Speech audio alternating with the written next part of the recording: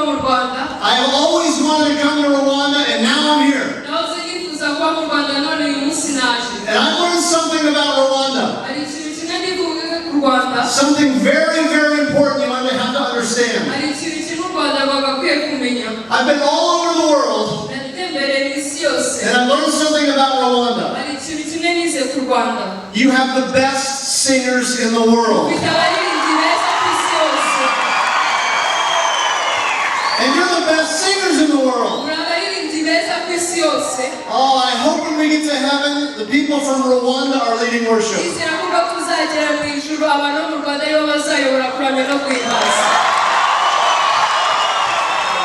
I am honored to be with the future of Rwanda.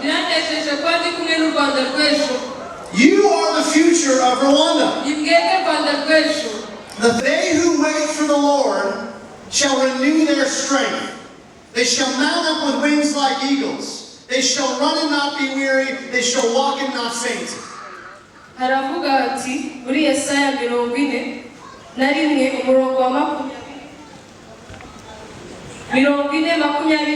haravuga hati niyo iha intege abarambiwe kandi kutibashije imwongeramo imbaraga. The passage is about relying on the Lord. Trusting the Lord. Aligning your life to the Lord. Hear me very carefully. There has never been a more important time in life than right now for you to align yourself to the Lord. There's never been a more important time for you to renew your strength in the Lord. Now is the time about making important decisions for Christ. Now is the time you will decide what you want to value in life. Now is the time when you will make decisions about your future. Now is the time when you will decide if you're going to follow the Lord or not.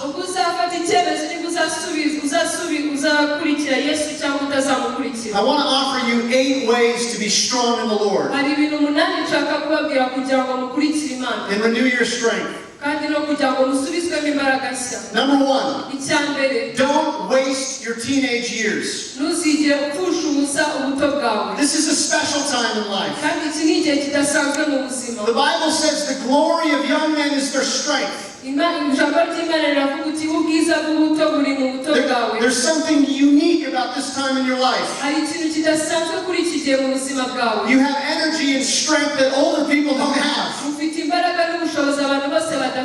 You have passions and ideas. And you can stay up all night long. In a very short time, you will begin another new phase of life. Some of you will graduate and go to college. Some of you will start a new job. Some of you will get married. I want to say this to you. Take advantage of this stage in your life. The Bible says, remember your Creator in the days of your youth.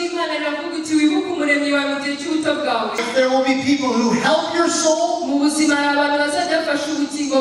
and people who hurt your soul. Make friends with people who are friends with the Lord.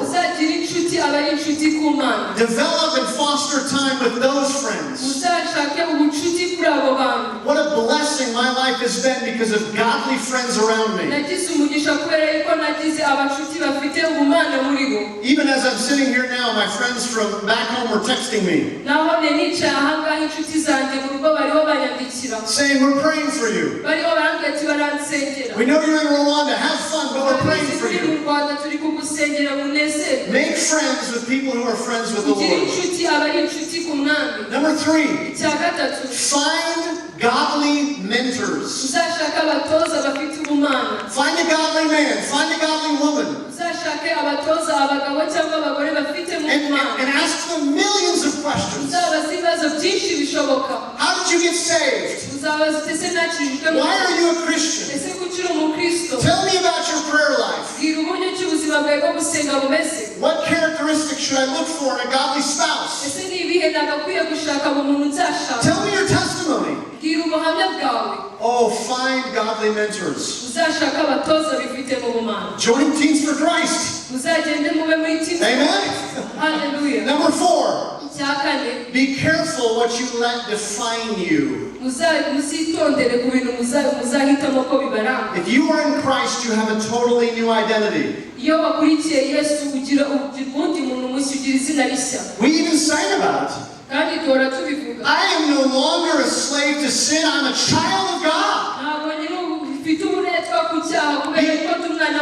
Be careful what you let define you. Right now, this is a big thing today in the world. People are willing to let all kinds of things define them. I think of transgenderism and sexual ethics.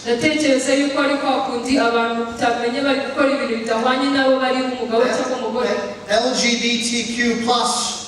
But when you are a Christian, you're given a new identity that surpasses everything else. Your identity is bound up in Christ. The Bible says there's neither Jew nor Greek, slave nor free, male or female. You are all one in Christ. And you are a child of the Most High if you're in Christ. You are really, really rich in Christ. Not with the riches of the world, but rich in Christ. You need to know your identity and believe it. Number 5. Believe what God says about your new status in Christ. If you are a Christian, if you've been baptized into Christ, the Bible says this. Therefore, if anyone is in Christ, he is a new creation. The old has gone. Behold, the new has come. Amen? Hallelujah. Consider yourself dead to sin and alive to God. That's your new status as a Christian. In the Bible, in the book of Romans, it pictures sin as a power that reigns and rules over its people. Like a king. It's like a tyrant. Holds people in bondage and in slavery.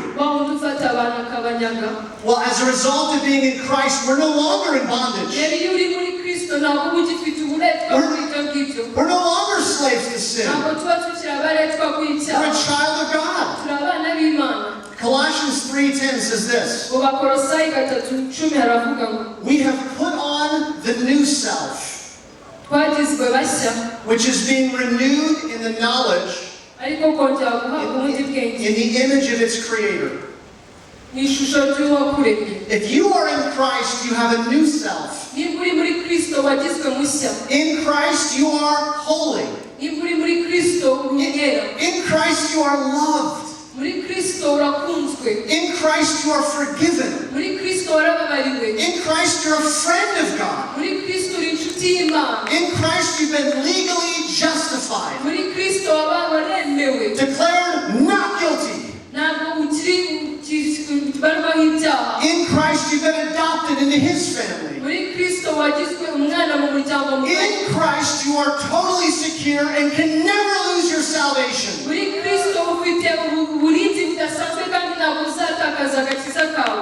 Because you did nothing to earn it. You can do nothing to lose it. It's a gift of God. Number 6. Kill sin. If you want to renew your strength in the Lord, kill sin. Be killing sin, or sin will be killing you. The Bible says, make no provision for the flesh. Back home in the USA, I like to go camping. Out in the bush, out in the mountains. And when I go camping, I bring provisions. I bring a tent, I bring a sleeping bag. I bring a little inflatable mattress I can blow up and sleep on. I bring a little stove to cook with. I bring provisions. Some people, when they go camping, bring everything in their house. They're bringing provisions. But the Bible says, make no provision for the flesh. In other words, starve it. Don't make provision for the flesh. The Bible has a lot to say about this. Let me just give you one passage, Colossians 3, verse 5. It says, put to death, therefore, what is earthly in you. Sexual immorality, impurity, passion, evil desire. Put them all away. Seeing that you've put off the old self. Jesus called this the principle of amputation. If your eye causes you to sin, you pluck it out. If your hand causes you to sin, you cut it off. Not literally, but figuratively, get radical about dealing with sin. We have to understand that the world and sin has an enormous amount of influence over us. It's like a tsunami. And wave after wave of the tsunami says accept sexual freedoms of all kinds. Accept all religions as equal and true. And the world's values are waging war against the Christian. And what are the tools that the world uses? I think of the influence of TV and movies. I'm not saying you should never watch TV or movies. But we have to understand that the world's values are crashing against us. The influence of the internet and pornography. Sex has never been easier to view. And it's destroying people. I think of the influences of universities and schools. College and universities can be wonderful things. But they can also be an influence of telling you there is no God. I think of the influence of social media and magazines. Social media isn't bad. I use social media. But the advertisements can be powerful. And songwriters. You should write songs. You're the best singers in the world. Why not? But write songs about the Lord and God and salvation. You know how songs get stuck in your head? A couple of years ago, I was watching American football in the Super Bowl. And the halftime singer was Beyonce. You know her, Beyonce? She came out and she was singing the song, All the Single Ladies. It's a catchy song. And for the next 2 months, I was singing, All the Single Ladies, All the Single Ladies. After 2 months, I was starting to wonder, am I a single lady? I'm just kidding, I'm not. But what we sing matters. Songs get stuck in your head. Now, I'm not saying Never listen to anything that isn't psalms, hymns, and spiritual songs. I'm not making a rule. But it matters what you sing.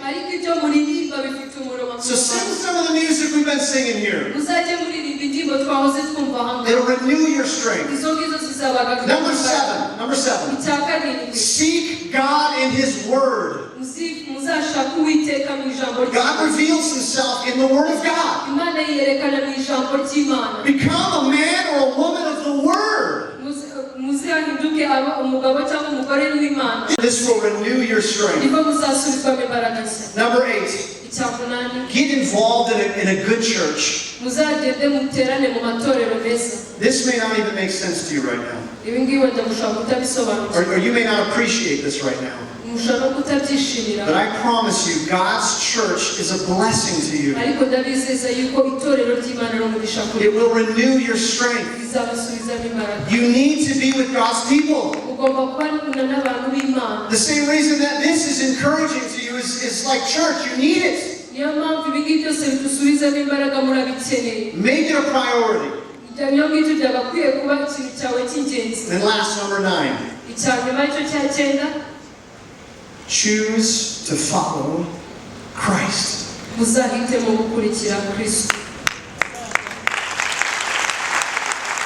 Joshua said in the Bible, but as for me and my house, we will serve the Lord.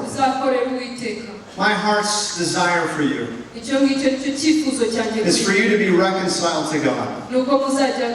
My heart's desire for you is to know, for you to know that God welcomes you.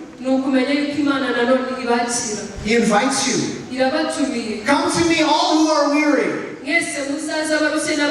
He offers forgiveness of sins. He offers eternal life. He offers blessings upon blessings upon blessings. Now, following Him is not easy. He says we should actually count the cost. But it's worth it. But you need to make a decision. Like Joshua, we have to choose. Now there's a lot of things I can't choose. Can't choose where I was born. Can't choose my skin color. I can't choose my family history. I can't choose my nation's history. And there's a lot of things I can't change. I can't change the past. I can't go back and redo certain things. I can't change history. What's done is done. But we must choose who our master will be. We must choose who we will serve. We must decide. And maybe for some of you, you need to decide today. You need to choose this day. Will you serve yourself? Will you serve the idol of yourself? Or will you serve the living God? Choose this day. What does it mean to serve the Lord? Serving Christ means resolution. We need to be resolved. Serving Christ means sincerity in our hearts. Serving Christ means exclusivity. No other gods. Serving Christ means prioritizing Him.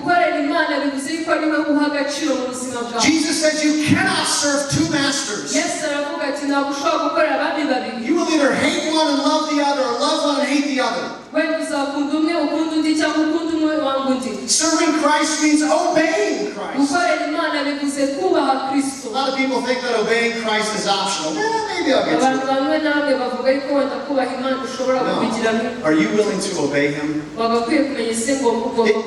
If He calls you, are you willing to come to Him? Let me ask you, what's holding you back? Why wouldn't you come to Him?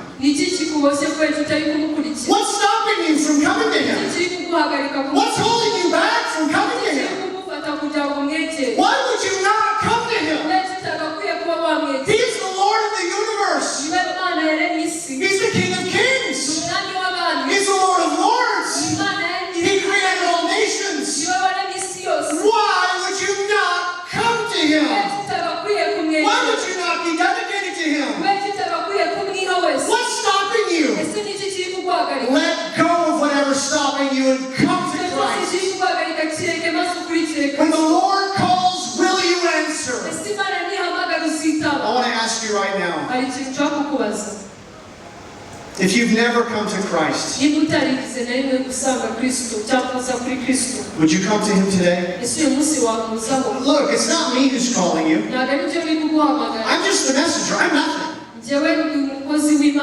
But the God who created the universe, the God who created you, is calling you. Maybe there's someone here. I realize this is a convention for Christians. But I don't know everybody here. If you want to follow Christ and you've never publicly identified with Christ before, would you raise your hand up? Is there anyone here who will answer Christ's call to come to Him? Is there anyone here who will say, yes, Lord? You are the Lord. Would you raise your hand up? No, just stand up. Stand up. If you've never followed Christ, would you stand up? Look, the Lord is calling. This is what the Bible says. I'm not making this up.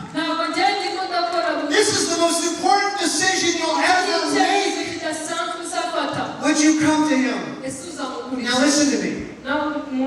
Following Christ is more than just standing up. Jesus says, count the cost. It's not a matter of just standing up. You need to go out there and live it. You need to give your life to Him. That's what you're doing right now. If you don't want to give your life to Christ, sit down. But if you want to give your life to Christ, stand up. Now listen. If you're here today and you are following Christ, and you want to publicly say, I am with the Lord, I want to follow the Lord, I'm with Christ, I want to rededicate my life to Christ, I want to give my all to Him. I struggle with sin, we all do, by the way, but I want to confess it. And I want to give my life to the Lord. And I want to do whatever He says. I've given my life to the Lord a long time ago, but I want to say, I'm with Him. Would you stand up? If you're a believer and you want to follow Christ, would you stand up? We want to pray for you. Praise the Lord. Let me just pray for us. We'll continue with our worship. But praise the Lord. Let's give the Lord a thanks. For those who have given their life to Christ and those who have rededicated their lives to Christ, praise the Lord. There is nothing in the world more important than your soul and its relationship to God. And through Christ, He's made peace. You can attach yourself to Christ right now by faith and be part of the family of God. Amen. Let me pray. Father, we thank You for the gospel. We're sinners. We can be reconciled to You. We can have peace with You. Oh Lord, thank You for the message of salvation. All praise and honor and glory belong to You. forever and ever. Iteka n'iteka. Amen. Amen.